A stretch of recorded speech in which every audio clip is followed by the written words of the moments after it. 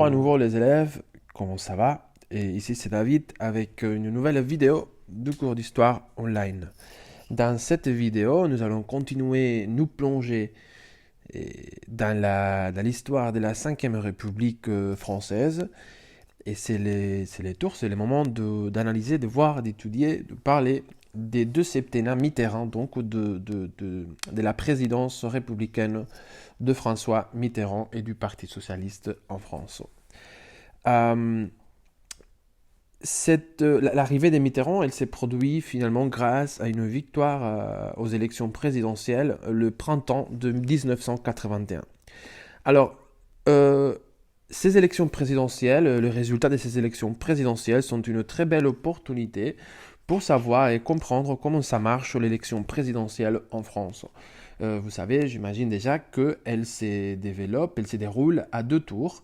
Il y a un premier tour dans lequel les deux candidats qui ont le plus de soutien des suffrages vont passer directement au deuxième tour.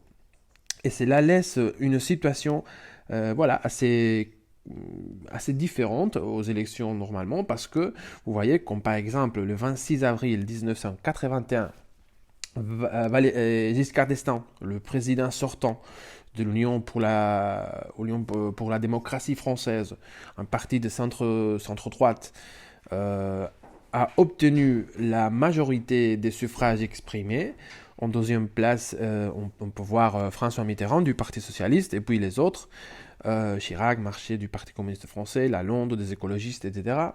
Mais nous voyons que le fait de célébrer les élections en deux tours provoque un changement de majorité des suffrages exprimés au deuxième tour.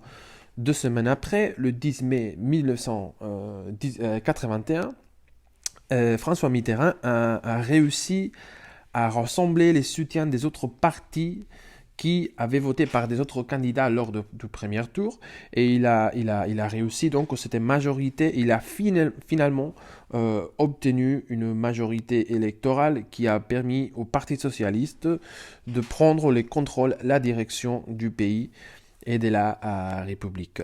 C'est intéressant de voir comment dans les deuxièmes tours, les second tours, et la plupart des départements ont voté en majorité par Mitterrand, notamment le département les plus industriels, les plus urbanisés ou ouvriers.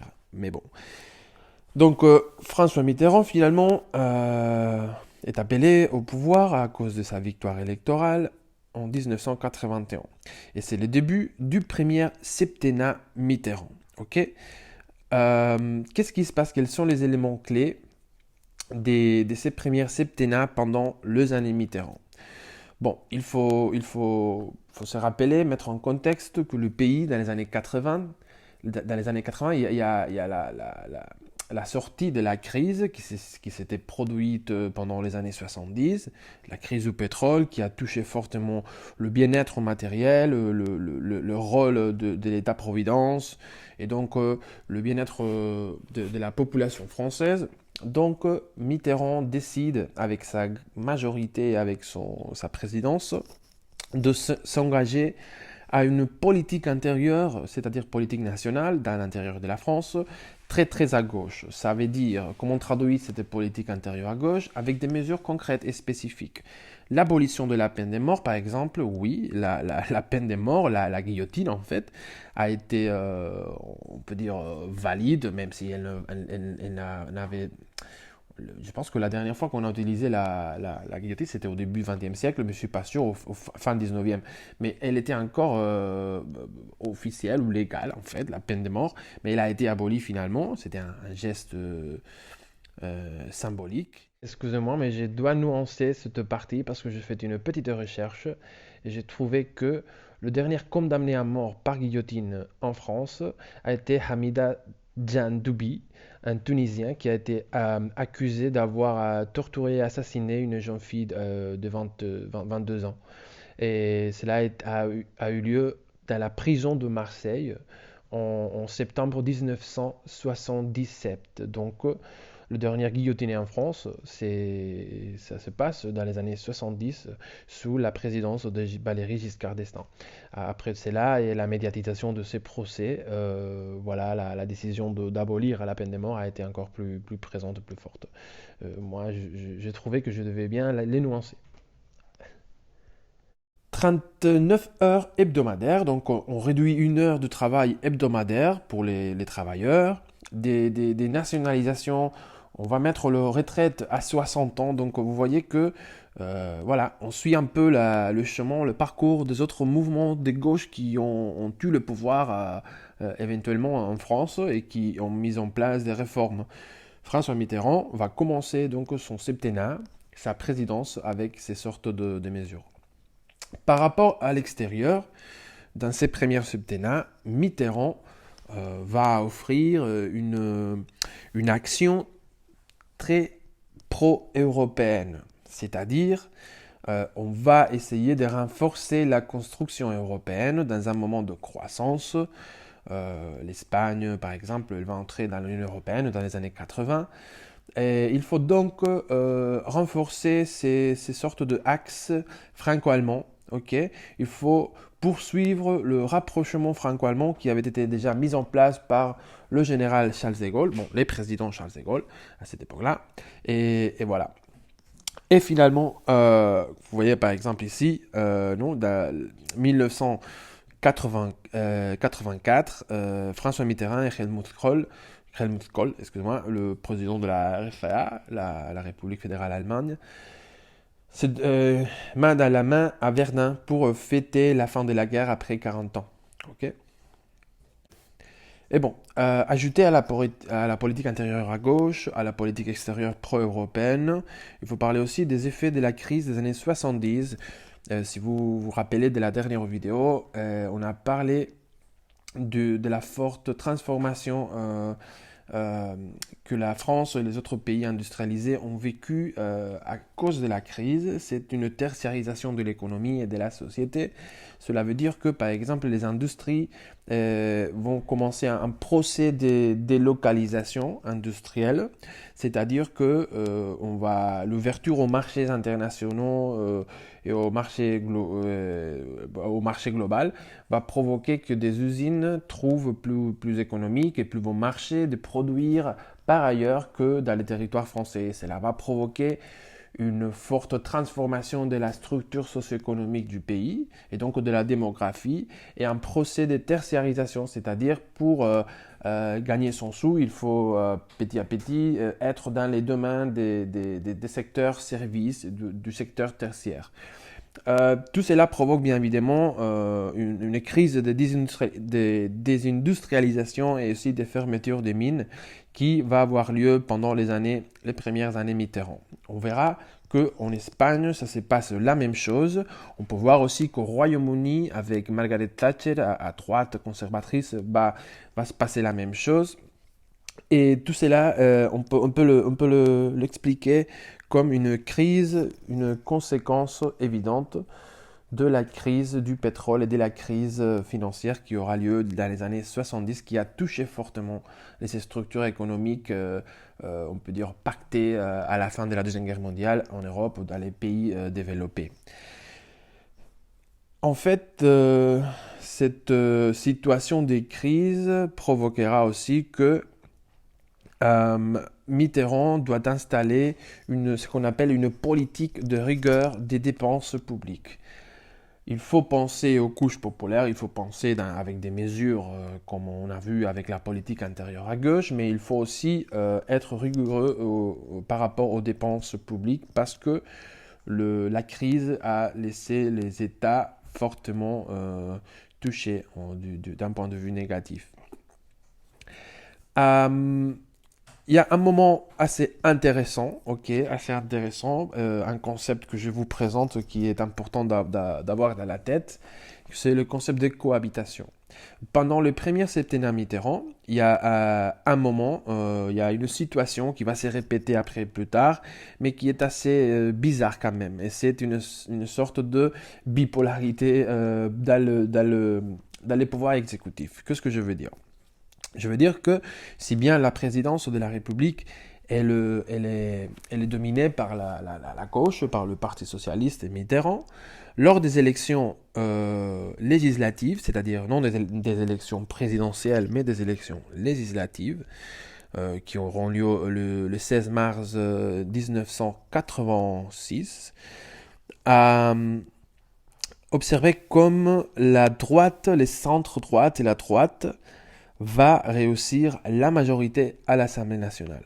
Résultat, président de la République à gauche du Parti socialiste, majorité parlementaire centre-droite libérale, dominée par le Rassemblement pour la République de Jacques Chirac. Résultat encore, Mitterrand doit faire appel à un gouvernement présidé par la droite et les centres-droites. Et donc l'exécutif va avoir deux visages, les visages gauche, les visages droite. J'espère que vous avez compris. Cela va provoquer bien évidemment de forts conflits au sein du gouvernement et du pouvoir exécutif de la République française, étant donné que Jacques Chirac, elle va mener et va avoir la majorité nécessaire à l'Assemblée pour mener une politique beaucoup plus libératrice et assouplissante de toutes ces mesures qui avaient été mises en place pendant les premières années Mitterrand, où le Parti socialiste dominait la présidence de la République et la majorité à l'Assemblée nationale. Vous pouvez le voir dans la caricature, la BD qui est ici. Bon, tout le monde est d'accord? Non, on s'en fout. Parfait, je vais porter ça au Parlement. Ok, un projet de loi, n'importe quel projet de loi. Mais bon, ça c'est une cohabitation. Ok, c'est la première cohabitation. On va voir encore deux autres cohabitations au fur des années. Au fil des années. Voilà. Excusez-moi. Oui. Et c'est aussi vrai que le Jacques Chirac va mener, comme je l'ai déjà dit auparavant, une politique assez libérale d'assouplissement de toutes les mesures sociales mises en place par le premier gouvernement de forte concentration gauchiste, on peut dire, Mitterrand et majorité au Parlement. Mais cette politique libérale va causer un fort mécontentement, ce qui va donner en fait la possibilité, étant donné la faiblesse à droite et la division, observez que la droite n'est pas il n'y a pas un parti hégémonique à droite ou centre-droite, mais il se partage entre l'Union pour la démocratie française et le Rassemblement pour la République. Les deux c'est dit des héritiers gaullistes, etc. Mais il n'y a pas une union, et cette faiblesse à droite va provoquer en fait, va provoquer la réélection de François Mitterrand dans les autres élections présidentielles qui vont venir, celle de 1988. Et c'est là qui commence les secondes, septennat Mitterrand, qui durera jusqu'à l'année 95. Il faut parler de cette période comme une période de difficultés intérieures, où les difficultés intérieures s'accumulent. Okay, la hausse du chômage provoquée par tous ces procès de désindustrialisation, délocalisation industrielle, etc. Des scandales financiers, François Mitterrand qui est malade et donc qui a une santé qui est mise en doute pour être dans la poste la plus importante de la politique ou de la vie politique française sous la Ve République. Il va y avoir encore une nouvelle cohabitation, baladure aussi du centre-droite qui va être élu, il va avoir une majorité à l'Assemblée nationale. Et toutes ces difficultés intérieures vont provoquer que François Mitterrand, comme solution, comme manière de s'en sortir, va tourner le regard vers l'extérieur, c'est-à-dire vers l'Union européenne. En fait, il faut parler, l'année 92, c'est l'année de la signature du traité de Maastricht en Hollande, pour lesquels l'Union européenne est née. Jusque-là, il existait la communauté économique européenne, un accord économique entre les pays qui faisaient partie de la CE. Mais à partir de l'année 92, donc, il y a aussi une union politique et petit à petit juridique, légale de tous les membres de la communauté économique européenne. Donc c'est un moment très important de la construction européenne, un moment dans lequel François Mitterrand, le gouvernement français, ont joué un rôle super important, super important. Il fallait les nuancer aussi. On peut dire qu'on arrive à la fin des années Mitterrand, ok. Je sais qu'on va un peu vite, mais il est intéressant, il est nécessaire de synthétiser étant donné la situation dans laquelle on se trouve, et donc synthétiser pour bien comprendre, bien avoir un plan de ces différentes années, de comment les temps se déroulent et se développent. Mais je pense que les idées clés, elles sont là. Il faut bien les organiser. Et si vous avez des doutes et des questions, n'hésitez pas à me contacter. Et en plus, rappelez-vous que les vidéoconférences sont mises là pour résoudre des doutes, aller au fond des questions si vous avez des doutes et des autres questions à poser, etc. Ok? Dans la prochaine vidéo, nous étudierons la continuité, comment la droite sous la figure de Jacques Chirac, que vous connaissez déjà parce qu'il a été le président du Conseil des ministres, comment la droite va reprendre les pouvoirs de la présidence de la République, et cela va provoquer aussi de forts mécontentements dans certaines couches populaires, et on parlera d'une situation de crise qui, on peut dire même, continue jusqu'au jour présent. Mais bon, tout cela arrivera dans la prochaine vidéo. Je vous dis au revoir et à bientôt.